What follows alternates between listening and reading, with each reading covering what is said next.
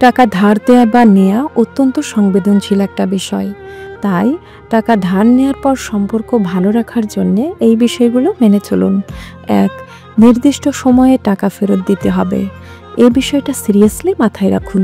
সময় মতো টাকা ফেরত না দিলে আপনার বিশ্বস্ততা নষ্ট হবে এবং ওই ব্যক্তি ভবিষ্যতে আর কোনোদিন আপনাকে সাহায্য করবে না। ২. টাকা ফেরত দিতে দেরি হলে নিজে থেকে যোগাযোগ করুন এবং কারণ ব্যাখ্যা করে কিছুটা সময় বাড়িয়ে নিন।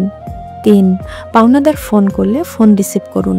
সম্ভব হলে তার কাছে গিয়ে আপনার সমস্যা বুঝিয়ে বলুন, কিন্তু কোনো ক্রমেই তাকে এড়িয়ে যাবেন না। ৪.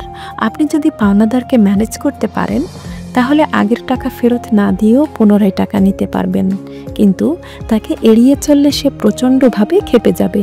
৫. প্রয়োজন হলে অন্য কোনো ব্যক্তির কাছ থেকে ধার করে এনে প্রথম ব্যক্তির টাকা পরিশোধ করুন।